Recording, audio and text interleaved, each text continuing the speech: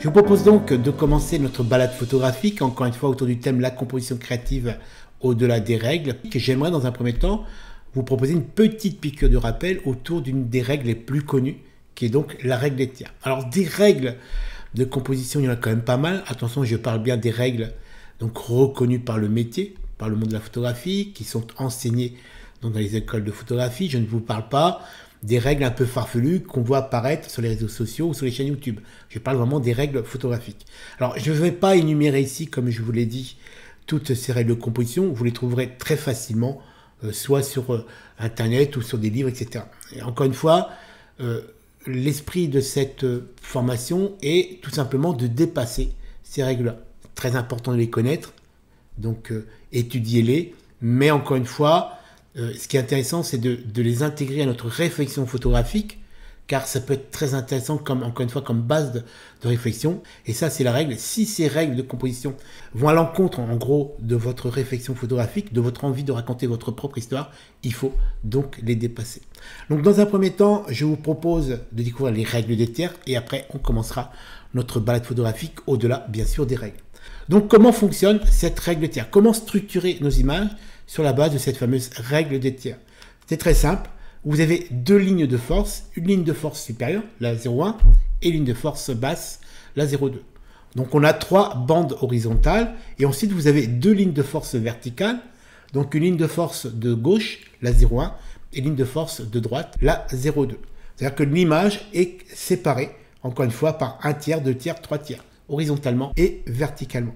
Et quand on superpose donc les deux lignes de force horizontales et les lignes de force verticales, que ce soit bien sûr au format rectangle, donc au format carré, puisque le format carré est très connu maintenant grâce à Instagram. Mais attention, ce n'est pas Instagram qui a inventé le format carré. Le format carré existe depuis toujours avec les fameuses pellicules 6:6.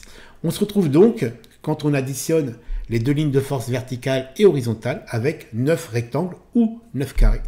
Donc exactement de la même taille. Et à partir de là, si on continue, on a les fameux 4 points de force. Les 4 points de force se situent à l'intersection donc de lignes de force verticales et horizontales. On a 4, 1, 2, 3 et 4. Et donc l'application stricte de la règle des tiers consiste à mettre un élément important, celui que vous considérez comme sujet, sur un point de force, car on estime que la sensibilité visuelle humaine apprécie beaucoup, on va dire, ce genre de composition. Par exemple, sur cette composition que j'ai réalisée sur le château Elian Donan Castle, qui est le fameux château qui a été utilisé pour le premier Highlander. Et ce château se situe, pour ceux qui ont déjà été sur l'île de Skye, qui se situe juste avant de passer le Sky Bridge pour passer donc sur l'île de Skye, donc en Écosse. Alors, si on regarde bien, là, on est vraiment dans l'application stricte de la règle des tiers.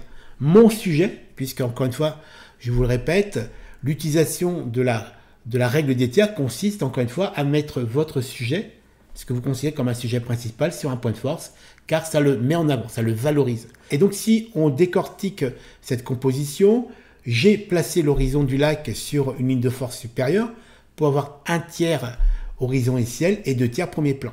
Et donc, j'ai fait en sorte, et ça c'est très important, c'est la base de la règle des tiers, j'ai placé donc mon château sur un point de force. Et pour aller un peu plus loin dans ma démarche, valoriser encore plus mon sujet, comme j'ai placé l'horizon de mon lac sur une ligne de force supérieure, donc un tiers pour mon ciel et deux tiers pour mon premier plan, je me retrouvais au grand angle avec un premier plan énorme.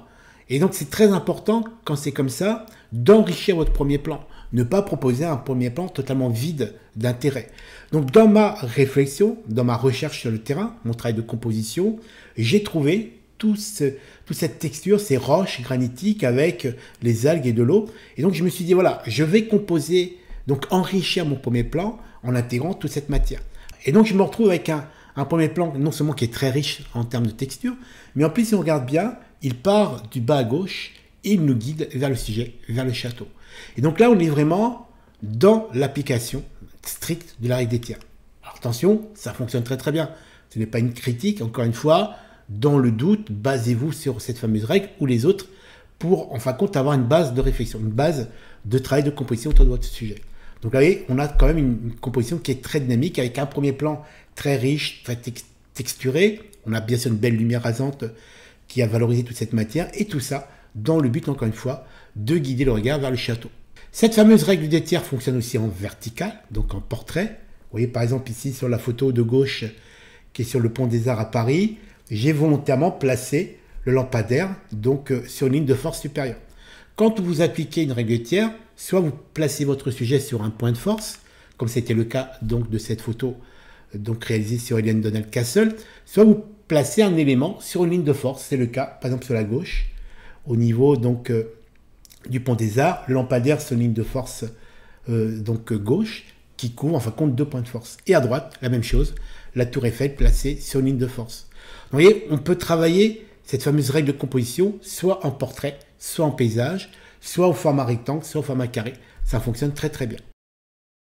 Voilà donc pour cette piqûre de rappel autour de la règle des tiers. Alors encore une fois, je ne suis pas contre les règles, elles sont très intéressantes, c'est bien de les intégrer donc à votre réflexion photographique, c'est bien de les connaître pour être capable de choisir une règle de composition en fonction, encore une fois, de votre sujet et de vos conditions de prise de vue. Par contre, encore une fois, c'est très important, ne vous bloquez pas, ne vous limitez pas, ne structurez pas votre travail photographique uniquement dans l'application stricte des règles de tiers. Il faut des fois ne pas hésiter tout simplement à dépasser ces règles parce que tout simplement, vous considérez ou vous avez l'impression que ces règles vous brident dans une sorte de standard. Et c'est pour ça que c'est très important, pour conclure cette première présentation, la seule vraie règle, c'est laisser place à nos sensibilités, composer selon notre envie de raconter votre histoire, illustrer une idée, un sentiment, une émotion. C'est pour moi la principale des règles. C'est ok, il y a des règles, je regarde si je peux les appliquer, si ça ne fonctionne pas, je dépasse ces règles et c'est à moi de prendre. Alors bien sûr, c'est très facile de se reposer sur des règles puisqu'on ne prend pas trop de risques. Mais quand on décide de dépasser ces règles pour laisser place à notre propre sensibilité, c'est un peu plus risqué. On sort d'une zone de confort technique, mais croyez-moi, c'est vraiment la partie la plus intéressante. Car la vraie règle, c'est l'équilibre, l'harmonie, la dynamique de lumière autour de formes et de plans. Des plans horizontaux, perspectives, courbes et symétriques que je vous propose de découvrir tout au long de cette présentation. Voilà donc pour cette première présentation, encore une fois autour de la règle des tiers. Alors pour certains, ce sera peut-être une piqûre de rappel, pour d'autres, donc une découverte.